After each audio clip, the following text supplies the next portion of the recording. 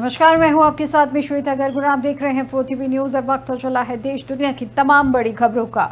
बड़ी खबर आपको बता दें, जो एनआईए डीजी का आज पहलगाम का करेंगे दौरा। जो हादसे वाली जगह जा सकते हैं एनआईए के डीजी, जहां पहलगाम हमले पर रिपोर्ट तैयार करेंगे एनआईए के डीजी। इस वक्त की बड़ी खबर आपको पहलगाम हमले से जुड़ी एक बड़ी खबर आपको बताई जा रही है, जहां पे एनआईए डीजी आज पहलगाम का करेंगे दौरा। जहां हादसे वाली जगह जा सकते हैं एनआईए के डीजी, जहां पहलगाम हमले पर रिपोर्ट तैयार करेंगे एनआईए के डीजी। इस वक्त की बड़ी खबर आपको बताई जा रही है।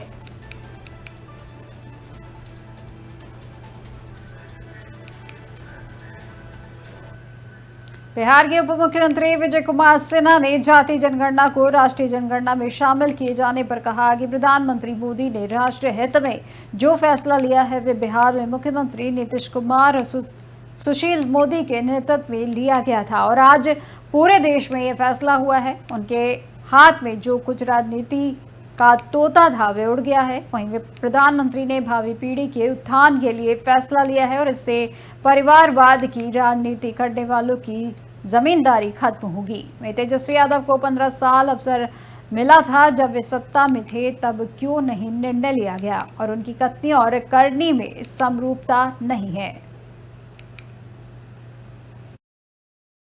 देश के प्रधानमंत्री नरेंद्र मोदी जी राष्ट्र के हित में जो निर्णय लिए हैं, बिहार में भी हम लोगों ने जब सत्ता में थे उसी समय मुख्यमंत्री नीतीश कुमार जी और श्रद्धेय सुशील मोदी जी के नेतृत्व में ये निर्णय हुआ था और हम नेता प्रतिपक्ष के रूप में इसका समर्थन भी किए थे। और आज ये पूरे देश में लिया गया है जातीय जनगणना और ये इन लोगों के हाथ में जो राजनीति का तोता था वो उड़ गया, बौखला गए हैं, परेशान हैं। अब कई रूप बदल करके इनकी कई भाषा भी निकलेंगे, लेकिन राष्ट्र के हित में, उसके विकास के हित में, आने वाले भावी पीढ़ी के उत्थान के लिए प्रधानमंत्री ने निर्णय लिया है। स्वागत है और इस निर्णय पर विकास की गति बढ़ेगी। ऐसे परिवारवाद की जमींदारी का जमीन खिसकेगा। ये लोग ज्यादा दिन अब राजनीति नहीं कर पाएंगे। जब जमीन से जुड़े लोग आगे आ जाएंगे तो देश के प्रधानमंत्री बिहार के उप मुख्यमंत्री सम्राट चौधरी ने जाति जनगणना को राष्ट्रीय जनगणना में शामिल किए जाने पर कहा है कि प्रधानमंत्री ने देश के सपने को पूरा करने का काम किया है और जातिगत जनगणना की शुरुआत की है। चाहे कांग्रेस की सोनिया गांधी हो, राहुल गांधी हो, लालू प्रसाद हो या फिर हमारे मुख्यमंत्री नीतीश कुमार हो, सबके सपनों को पूरा करने का काम प्रधानमंत्री मोदी ने किया है। जिनके पास यानी कि तेजस्वी यादव के पास 4 सांसद हों, उसे हम क्या श्रेय दे सकते हैं। वही लोकतंत्र में जनमत होता है और राजद को काम करना नहीं आता। जिस तरह देश के यशस्वी प्रधानमंत्री जी ने इस देश के सपनों को साकार करने का काम किया और जातीय जनगणना की शुरुआत की, हमारे प्रभारी मंत्री सभी जो 21 मंत्री हैं सभी जिले में जाकर इसके प्रेस कॉन्फ्रेंस भी करेंगे और इस देश में जितने लोग हैं, चाहे वो कांग्रेस पार्टी की सोनिया गांधी जी हो, राहुल गांधी जी हो, लालू प्रसाद जी हो और हम लोगों के मुख्यमंत्री आदरणीय नीतीश कुमार जी हो, सबके सपनों को पूरा करने का काम जातीय जनगणना करके आदरणीय प्रधानमंत्री जी ने किया है। और बिहार के विकास में हम क्या योगदान कर सकते हैं, हमारे मंत्री लगातार इस समीक्षा कर रहे हैं और विकास को आगे ले जा रहे हैं। जिस तरह देश के यशस्वी प्रधानमंत्री जी ने इस देश के सपनों को साकार करने का काम किया। अब हरियाणा पंजाब से एक बड़ी खबर सामने आ रही है। जब वक्फ संशोधन अधिनियम 2025 पर आयोजित है सम्मेलन, जहां पंचकुला स्थित पार्टी कार्यालय में हुआ है आयोजित, जहां हरियाणा के सीएम नायब सिंह सैनी ने की है शिरकत, जहां हरियाणा भाजपा अध्यक्ष मोहन लाल बड़ोली भी साथ में मौजूद। इस वक्त की बड़ी खबर आपको हरियाणा पंजाब से जुड़ी बड़ी खबर आपको बताई जा रही है। जब वक्फ संशोधन अधिनियम 2025 पर आयोजित हुआ है सम्मेलन, जहां पंचकुला स्थित पार्टी कार्यालय में इस कार्यक्रम का आयोजन हुआ है, जहां हरियाणा के सीएम नायब सिंह सैनी ने की है सम्मेलन में शिरकत, जहां हरियाणा के भाजपा अध्यक्ष मोहन लाल बड़ोले भी साथ में मौजूद है। इस वक्त की बड़ी खबर आपको हरियाणा पंजाब से बताई जा रही है।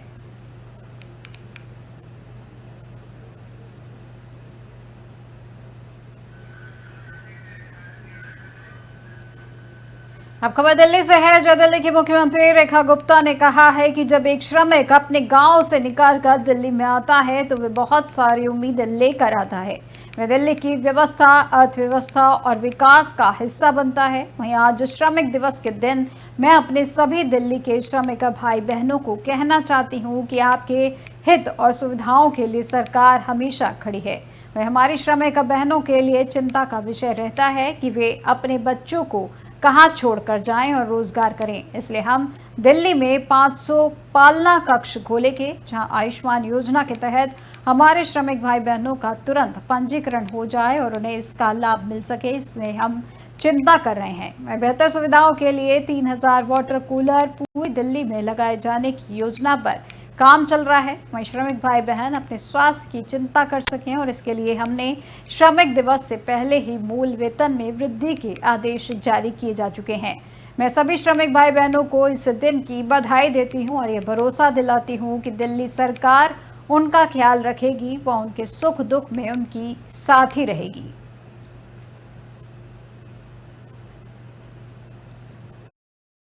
व्यवस्था का और डेवलपमेंट का हिस्सा बनता है।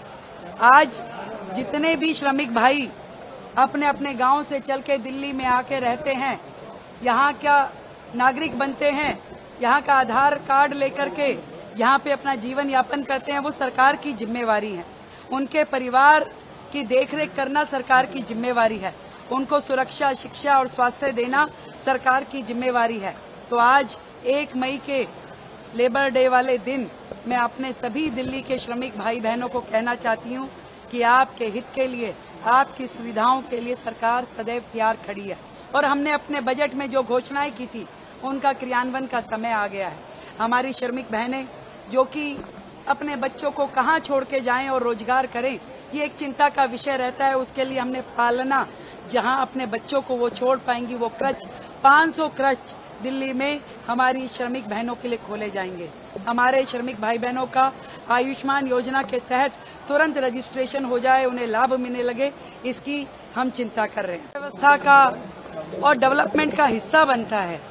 आज जितने भी श्रमिक भाई अपने अपने गांव से चल के दिल्ली में आके रहते हैं, यहाँ क्या नागरिक बनते हैं, यहाँ का आधार कार्ड लेकर के यहाँ पे अपना जीवन यापन करते हैं, वो सरकार की जिम्मेवारी है।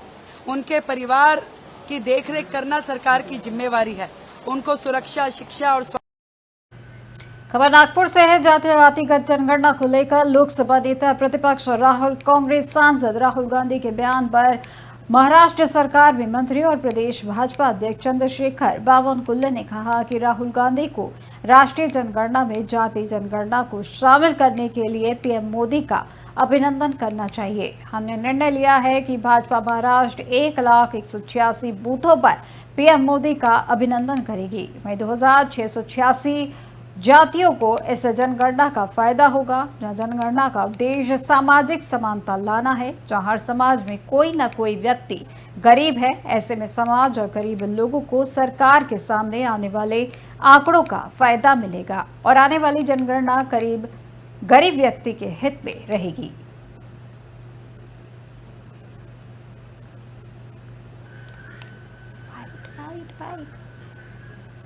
अब खबर अजमेर से, बड़ी खबर आपको बता दें, जडेगी बाजार इलाके में हुआ है बड़ा हादसा, जहां होटल में लगी है भीषण आग।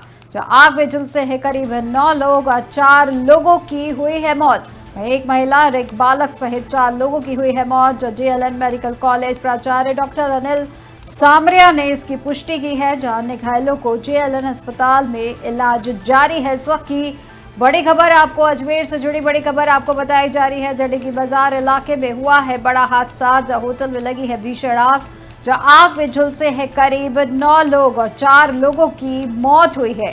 एक महिला और एक बालक सहित 4 लोगों की हुई है मौत। जहां जेएलएन मेडिकल कॉलेज प्राचार्य डॉक्टर अनिल सामरिया ने इसकी पुष्टि की है। वहीं अन्य घायलों को जेएलएन अस्पताल में इलाज जारी है।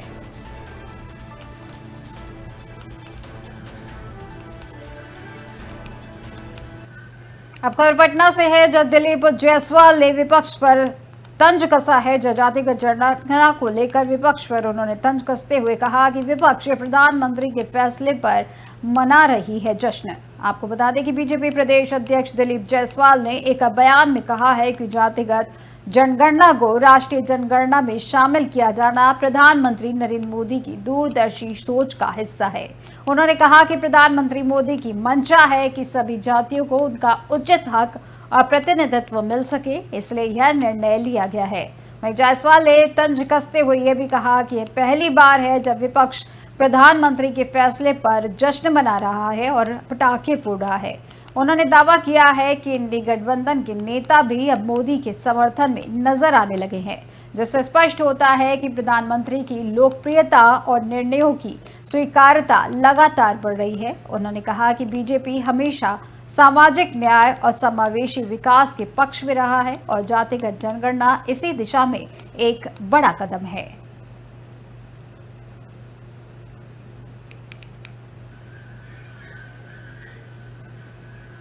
अब खबर उत्तराखंड के पौड़ी जिले से है, जहां पर शहर में अब मीट, मछली व मुर्गे की दुकानों पर मांस विक्रेता का नाम व दुकानों के प्रकार की लिस्ट लगानी अनिवार्य होगी। यहां शहर में जगह जगह खुली मीट मछली की दुकानों के अंदर ही मुर्गी व मछली काटे जाते हैं और उसी गंदगी में मांस की बिक्री की जाती है। वहीं नगर पालिका प्रशासन ने इसका संज्ञान लेते हुए शहर में संचालित मीट की दुकानों पर मांस विक्रेता का नाम, दुकान का प्रकार, झटका अथवा हलाल और रेट लिस्ट लगाने के साथ ही नगर पालिका की अनापत्ति लगाने को भी सख्त आदेश दिए हैं। वहीं पर आपको बता दें कि नगर पालिका के अधिशासी अधिकारी शांति प्रसाद जोशी ने बताया कि मांस विक्रेताओं को इस आशय नोटिस प्रेषित कर दिया गया है, जहां पर नोटिस पर अमल करने के लिए विक्रेताओं को 7 दिन का समय दिया गया है। यदि 7 दिन के अंदर ये कार्रवाई नहीं की जाती है तो उनके खिलाफ प्रतिकूल कार्रवाई की चेतावनी दी गई है। जहां शहर में चौतरफा मांस विक्रेताओं की दुकान पर कायदे कानून को ताक पर रखकर मांस की बिक्री की जा रही है। दुकान के अंदर ही मुर्गे मछली काटे जा रहे हैं। जहां बजरंग दल के कार्यकर्ताओं ने इस पर नगर पालिका से अपनी कड़ी आपत्ति दर्ज करवाई थी। वहीं नगर पालिका ने भी मांस विक्रेताओं की दुकानों को कायदे कानून से चलने के लिए आदेश जारी कर दिए हैं। नगर पालिका पौड़ी में हमारी लगभग 25 या 26 दुकानें मांस विक्रय की हैं। यहाँ पर मांस का विक्रय किया जाता है और ज़्यादातर यहाँ पर मछली, मुर्गा और बकरे का ही विक्रय है।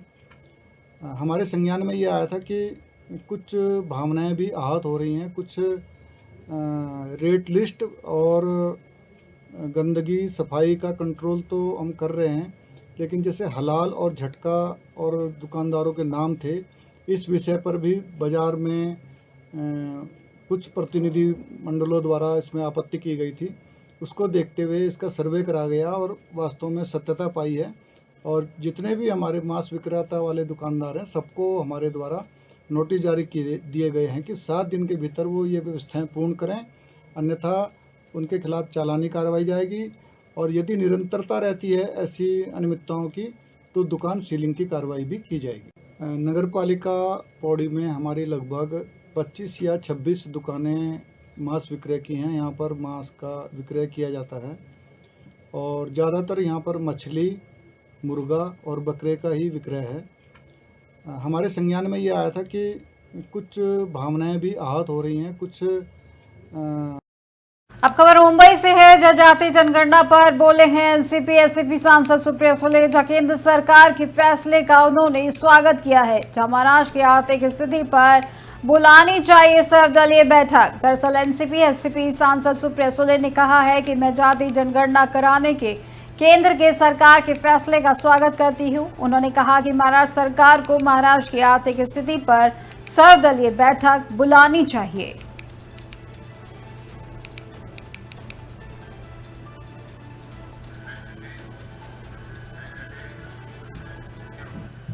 अब खबर दिल्ली से है, जहां केंद्रीय मंत्री धर्मेंद्र प्रधान का तेजस्वी यादव पर हमला किया है, जहां पर आरजेडी सिर्फ एक परिवार तक सीमित है। उन्होंने ये भी कहा कि खुद को बेहतर शिक्षित करना चाहिए। दरअसल दिल्ली में आरजेडी नेता तेजस्वी यादव के हालिया बयान पर प्रतिक्रिया देते हुए केंद्रीय मंत्री धर्मेंद्र प्रधान ने तीखी टिप्पणी की है। उन्होंने कहा कि हम उन समूहों के बारे में क्या कह सकते हैं जो सिर्फ एक परिवार तक सीमित रहते हैं, जो लोग ऐसे राजनीतिक कुनबे से घिरे हैं जहां आत्मीयता और सोच का दायरा केवल अपने परिवार तक सिमटा हो। उन्हें दूसरों को सलाह देने से पहले खुद को बेहतर तरीके से शिक्षित करना चाहिए। प्रधान ने अप्रत्यक्ष रूप से आरजेडी और तेजस्वी यादव पर निशाना साधते हुए वंशवादी राजनीति की आलोचना की है। उनका इशारा स्पष्ट था कि परिवार आधारित पार्टियां लोकतंत्र को कमजोर करती हैं। उन्होंने यह भी कहा कि जनता अब समझदार हो गई है और व्यक्तिगत हितों से ऊपर उठकर राष्ट्र हित में सोचने वाले नेताओं को प्राथमिकता देती है। यह बयान सियासी गर्मी बढ़ा सकता है और आने वाले चुनावी माहौल को प्रभावित भी कर सकता है।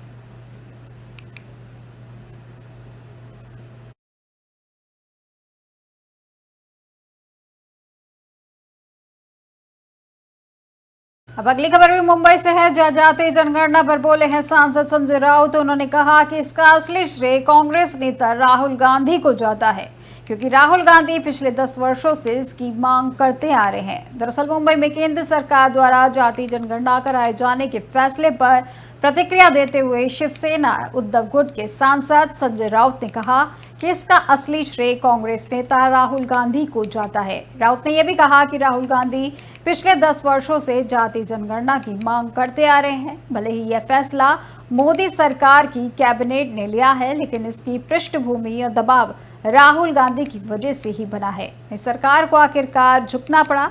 उन्होंने आरोप लगाया कि हाल ही में हुए पहलगाम आतंकी हमले के बाद देश में जो असंतोष और सवाल उठे हैं, उनसे ध्यान भटकाने के लिए यह निर्णय जल्दबाजी में लिया गया है।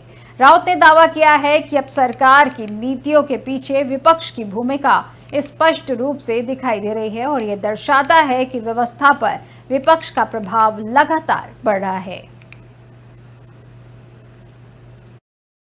देखो, देवेंद्र फडणवीस की बात आप भूल जाइए। उनको लेवल की बात समझ में नहीं आती, राष्ट्रीय लेवल की, समझा ना। राहुल गांधी जी लगभग 10 साल से, चाहे पार्लियामेंट हो चाहे और कोई मंच हो, जातीय जनगणना की बात करते आए हैं। जिस जाति का जितना हिस्सा है उनका हक उनको मिलना चाहिए। ये पूरा बहुजन समाज की बात है। देवेंद्र फडणवीस जी को समझ में नहीं आएगी, उनकी विचारधारा अलग है। देवेंद्र फडणवीस की विचारधारा वो जातीय जनगणना में नहीं बैठती। ये बहुजन समाज की बात है, मैं ये बोल रहा हूं। ये राहुल गांधी का श्रेय है। जरूर कैबिनेट ने निर्णय लिया, लेकिन राहुल गांधी 10 साल से बात कहते आए हैं। तो मैं इतना ही कहूंगा, सरकार मोदी की और सिस्टम राहुल जी की चल रही है और ये चलती रहेगी। आने वाले दिनों में देखो क्या होता है। देखो, देवेंद्र फडणवीस की बात आप भूल जाए। दिल्ली से है, जहां कैबिनेट मंत्री ओपी राजभर से जुड़ी बड़ी खबर आपको बता दें। जो आज गृह मंत्री अमित शाह से मुलाकात करेंगे ओपी राजभर। जब बिहार चुनाव को लेकर गृह मंत्री से मिलेंगे ओपी राजभर। इस वक्त की बड़ी खबर आपको दिल्ली से बताई जा रही है, जहां कैबिनेट मंत्री ओपी राजभर से जुड़ी बड़ी खबर आपको बता रहे हैं। जो आज गृह मंत्री अमित शाह से मुलाकात करेंगे ओपी राजभर। जो बिहार चुनाव को लेकर गृह मंत्री से मिलेंगे ओपी राजभर। इस वक्त की बड़ी खबर आपको दिल्ली से बताई जा रही है।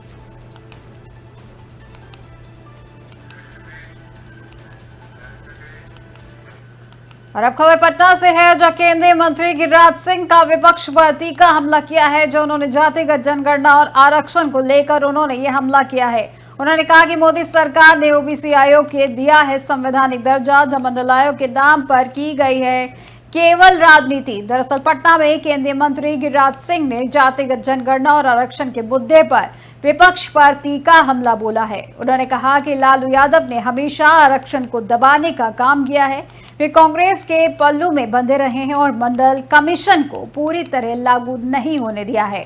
मंडल आयोग के नाम पर केवल राजनीति की गई है, लेकिन वास्तविक लाभ जनता को नहीं मिला है। गिरिराज सिंह ने दावा किया है कि प्रधानमंत्री नरेंद्र मोदी ने ओबीसी वर्ग को संवैधानिक और कानूनी रूप से मजबूत किया है। उन्होंने कहा कि मोदी सरकार ने ओबीसी आयोग को संवैधानिक दर्जा दिया और पिछड़े वर्गों के अधिकारों की रक्षा के लिए ठोस कदम उठाए हैं। मंत्री ने यह भी जोड़ा कि अब विपक्ष जाति जनगणना के मुद्दे पर राजनीति कर रहा है, जबकि मोदी सरकार इसके क्रियान्वयन को लेकर गंभीर है। उन्होंने इसे सामाजिक न्याय की दिशा में एक ऐतिहासिक कदम बताया है। उठ बैठ किए, आरक्षण को दबा दिए, यही लालू यादव हैं जो कांग्रेस के पल्लू में पले थे और मंडल कमीशन को लागू नहीं होने दिया। मंडल कमीशन के नाम पर राज किया था। अरे धन्य नरेंद्र मोदी जो लालू यादव और कांग्रेस के वर्षों के पाप को धोने का काम किया। हाँ, क्योंकि पटाखा नहीं फोड़ेंगे तो और क्या करेंगे? अगर है तो करा ले। ये नरेंद्र मोदी है जिसने ओबीसी को सरकारी कानून के तहत मजबूत किया। यही नरेंद्र मोदी जी हैं जिन्होंने एससी के कोर्ट में दिए हुए को लोकसभा से मजबूत किया। ये वही नरेंद्र मोदी हैं जो गरीब आरक्षण उसको भी सवर्णों को भी दिया। नरेंद्र मोदी जो कहते हैं वो करते हैं, इनको हिम्मत है कान पकड़ने। पहलगाम आतंकी हमले के बाद मोदी सरकार पूरी तरीके से एक्शन मोड में आ गई है। जहां बीती देर शाम हुई हाई लेवल मीटिंग में प्रधानमंत्री नरेंद्र मोदी ने सेना को आतंकवाद के खिलाफ खुली छूट दे दी है। जब पीएम ने स्पष्ट किया कि अब आतंकवाद बर्दाश्त नहीं किया जाएगा और सेना टारगेट, समय और कार्रवाई का तरीका खुद तय कर सकती है। वहीं बुधवार सुबह प्रधानमंत्री आवास पर कैबिनेट कमेटी ऑन सिक्योरिटी यानी सीसीएस की बैठक शुरू हुई, जिसमें गृह मंत्री अमित शाह और रक्षा मंत्री राजनाथ सिंह भी शामिल हुए हैं। और यह बैठक पहलगाम हमले के बाद दूसरी सीसीएस बैठक है। इसके तुरंत बाद सुपर कैबिनेट मानी जाने वाली cabinet committee on parliamentary affairs, फिर आर्थिक मामलों की समिति और अंत में केंद्रीय कैबिनेट की बैठक होगी। और इन बैठकों की श्रृंखला साफ संकेत देती है कि भारत पाकिस्तान के खिलाफ किसी बड़े कदम की तैयारी में है। और इस पर देखिए हमारी एक खास रिपोर्ट। पहलगाम आतंकी हमले के गुनाहगारों की उल्टी गिनती शुरू हो गई है। भारत के इरादे साफ हैं कि आतंक और आतंकी दोनों को जड़ों से सफाया किया जाएगा। इसलिए मोदी सरकार ने सेना को खुली छूट दे दी है और अब फैसलों पर फाइनल मोहर का वक्त आ गया है। बुधवार को प्रधानमंत्री मोदी 4 बड़ी बैठकें करने जा रहे हैं और ये बैठकें पाकिस्तान को लेकर बेहद अहम मानी जा रही हैं। इन बैठकों पर पूरे देश की नजर है। बता दें कि प्रधानमंत्री मोदी की अध्यक्षता में बुधवार को सबसे पहले कैबिनेट सुरक्षा कमेटी यानी सीसीएस की बैठक हुई है और इसके बाद पीएम की अध्यक्षता में सीसीपीए यानी cabinet committee on political affairs की अहम बैठक हुई। बता दें कि इसे सुपर कैबिनेट भी कहा जाता है। इस बैठक में संसद से जुड़े रणनीतिक और राजनीतिक निर्णयों पर गहन चर्चा की जाती है। माना जा सकता है कि सरकार आतंकवाद से निपटने के लिए राजनीतिक समर्थन और संसदीय रणनीति को अंतिम रूप देने की दिशा में आगे बढ़ रही है। बैठक में कई वरिष्ठ केंद्रीय मंत्री मौजूद रहे हैं। पहलगाम आतंकी हमले के बाद मोदी सरकार की बैठक श्रृंखला में अगली महत्वपूर्ण बैठक cabinet committee on economic affairs यानी सीसीईए की होगी। यह बैठक आर्थिक मोर्चे पर फैसले लेने के लिए आयोजित की जाती है ताकि पाकिस्तान पर संभावित सैन्य कार्रवाई के बाद उत्पन्न होने वाली अंतर्राष्ट्रीय प्रतिक्रिया से निपटा जा सके। सरकार ने यह सुनिश्चित करने के लिए इस बैठक का आयोजन किया है कि सैन्य कार्रवाई के परिणाम स्वरूप भारतीय अर्थव्यवस्था पर कोई प्रतिकूल असर न पड़े और भारत के विदेश नीति लक्ष्यों को भी प्राथमिकता दी जा सके। इस बैठक में केंद्रीय वित्त मंत्री, योजना आयोग के अधिकारी और अन्य वरिष्ठ आर्थिक सलाहकार भाग लेते हैं। आर्थिक मामलों की समिति के माध्यम से सरकार यह सुनिश्चित करती है कि किसी भी संभावित सैन्य कार्रवाई के बाद भारत की व्यापारिक गतिविधियां और अंतर्राष्ट्रीय व्यापार संबंध प्रभावित न हो। साथ ही वैश्विक बाजारों में भारत की स्थिति और वित्तीय स्थिरता को बनाए रखने के लिए आवश्यक कदम उठाए जाते हैं। इसके अलावा CCEA यह भी तय करेगा कि सुरक्षा मोर्चे पर फैसलों के साथ साथ घरेलू आर्थिक योजनाओं को भी प्राथमिकता दी जाए ताकि नागरिकों के जीवन पर कोई प्रतिकूल असर न हो। इस प्रकार CCEA की बैठक भारत की रणनीतिक और आर्थिक स्थिति को मजबूत करने की दिशा में महत्वपूर्ण कदम माना जाता है। CCEA की बैठक के बाद केंद्रीय मंत्रिमंडल की पूर्व बैठक होगी। यह बैठक सुरक्षा मामलों की बैठक श्रृंखला का अंतिम और निर्णायक हिस्सा होगी। बता दें कि यह बैठक प्रधानमंत्री नरेंद्र मोदी की अध्यक्षता में आयोजित की जाती है, जिसमें देश की भविष्यवर्ती रणनीतियों पर अंतिम निर्णय लिए जाते हैं। यह बैठक विशेष रूप से भारत के पाकिस्तान के खिलाफ संभावित कदमों को अंतिम रूप देने के लिए महत्वपूर्ण होगी। केंद्रीय मंत्रिमंडल में सभी महत्वपूर्ण केंद्रीय मंत्री जैसे गृह मंत्री अमित शाह, रक्षा मंत्री राजनाथ सिंह, वित्त मंत्री निर्मला सीतारमण और विदेश मंत्री एस जयशंकर मौजूद होते हैं। इस बैठक में सेना और सुरक्षा बलों के लिए जरूरी संसाधनों के आवंटन, अंतर्राष्ट्रीय कूटनीति को लेकर उठाए जाने वाले कदम और आर्थिक स्थिरता बनाए रखने के उपायों पर भी विचार किया जाता है। यह बैठक भारत के राष्ट्रीय सुरक्षा और कूटनीतिक निर्णयों को परिभाषित करेगी और पाकिस्तान के खिलाफ सशक्त कार्रवाई की दिशा में निर्णायक भूमिका निभाएगी। इस बैठक के परिणाम भारत की सुरक्षा रणनीति को नई दिशा देने का होता है। माना जा रहा है कि पाकिस्तान को लेकर रणनीति पर इन बैठकों में फाइनल मुहर लग सकती है। इसका संकेत पीएम मोदी पहले ही दे चुके हैं। 24 अप्रैल को पीएम मोदी ने कहा था कि आतंकियों की बची खुची जमीन को मिट्टी में मिलाने का समय आ गया है। अब आगे देखना होगा कि आज की बैठक के बाद देश दुनिया की तमाम बड़ी खबरों में फिलहाल बस इतना ही और अधिक जानकारी के लिए देखते रहिए 4 TV न्यूज़। नमस्कार।